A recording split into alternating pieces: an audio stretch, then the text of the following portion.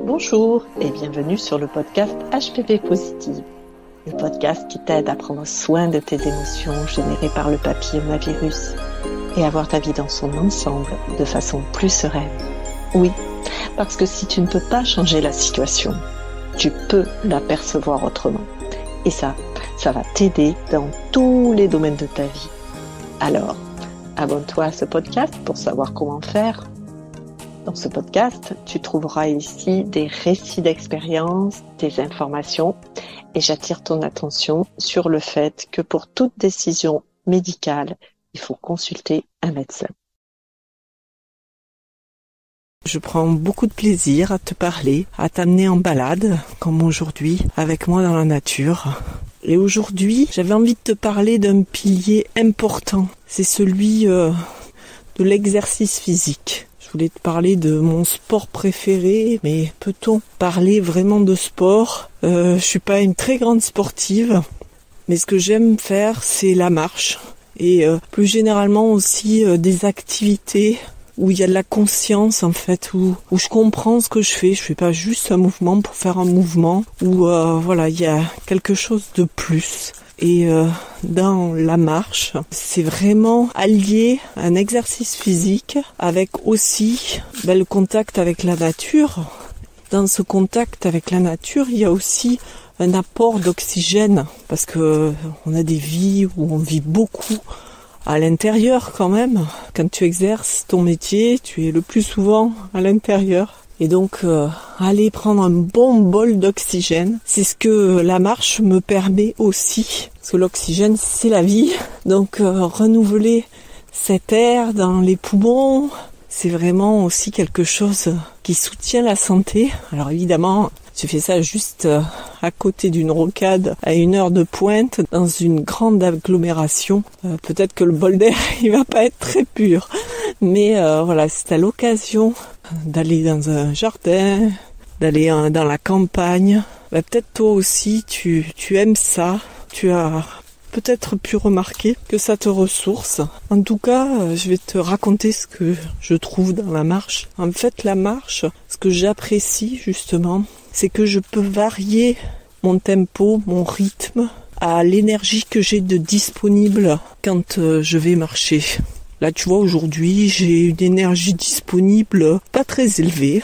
Ouais, je ressens quelque chose en moi qui se sent fatigué. Là, je commence ma balade tout doucement, à mon rythme.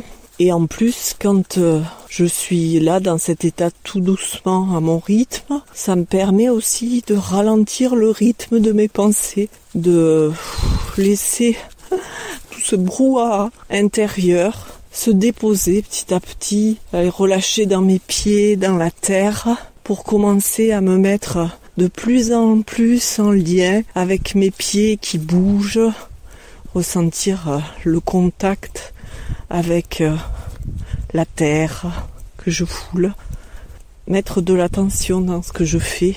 Et ça, pour moi, dans le sport, dans l'activité physique, comme dans les pratiques qui vont être plus spirituelles, j'aime aussi beaucoup le yoga, le qigong. C'est ce qui va faire la différence de l'efficacité, entre guillemets, de la pratique. Si, quand on fait une pratique, on est en train de penser à tout ce qui nous pollue, bien entendu, le bénéfice de la pratique ne sera pas le même.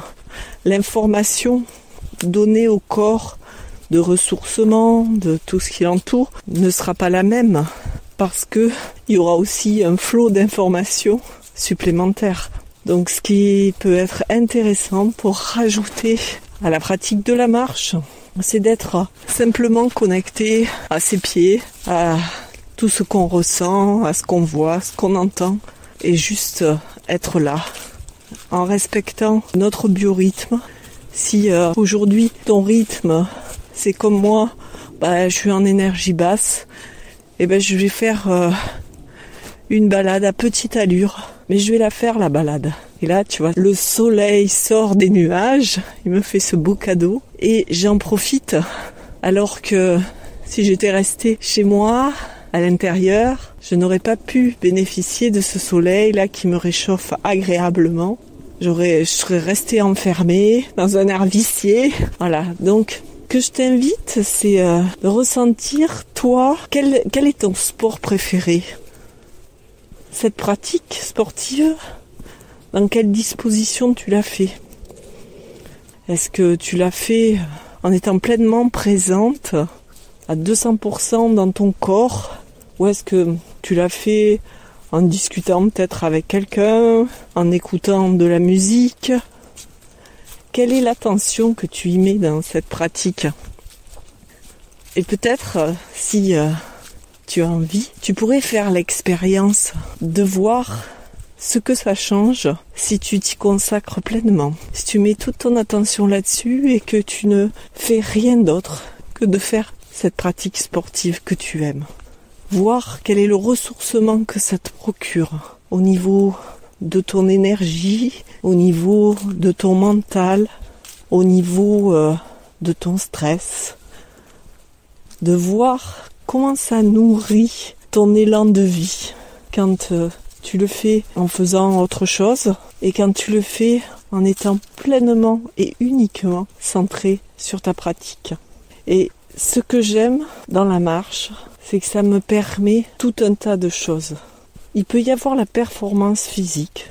Souvent, il m'arrive de commencer la marche de façon très douce, très lente, parce que je ne suis pas en forme.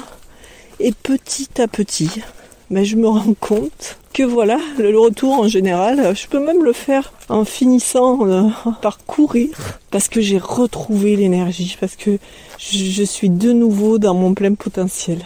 Et ça me fait du bien. Donc, c'est une pratique que je peux complètement adapter et qui répond à mon besoin d'exercice physique, d'oxygénation et à la fois de contact avec la nature, avec l'extérieur, mon lien avec la nature.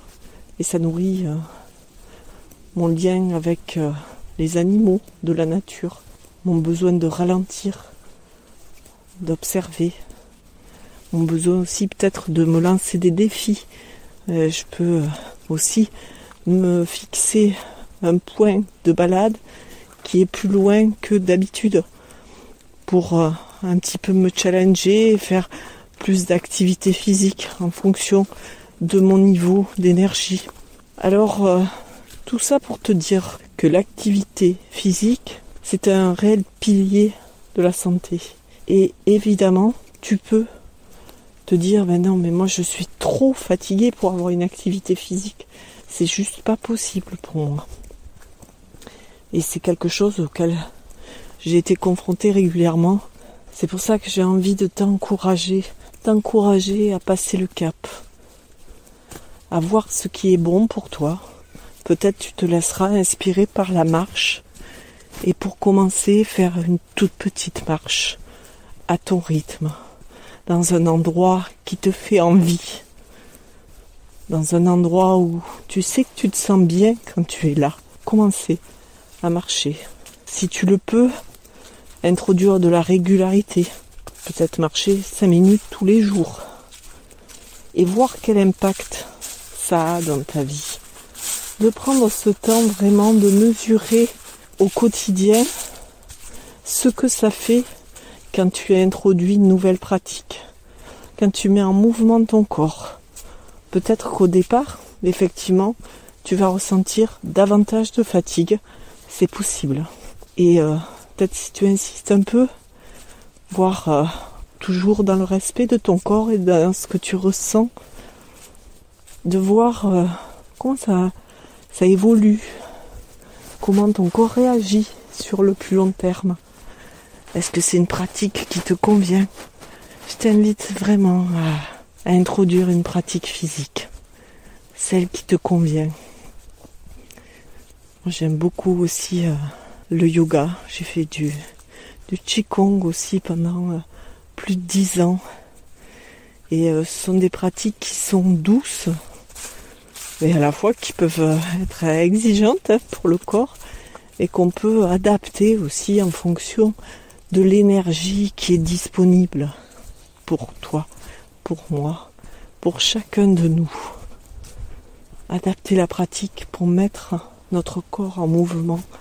Le mouvement, c'est la vie. Et danser, c'est aussi une super pratique physique. Et quand je danse en habitant pleinement mon corps, ça me ressource énormément. Je me sens vraiment énergisée, à la fois apaisée. Ça me procure plein de sensations. Je serais très heureuse que tu me partages ce qui te nourrit, toi. De m'indiquer, toi, quel est ton sport préféré, comment tu aimes pratiquer. De me dire si tu as eu l'élan de tester, de faire un petit peu différemment. Si c'était pas déjà le cas, parce que effectivement, il se peut que déjà ta pratique sportive soit faite en pleine conscience, pleinement présente dans ton corps.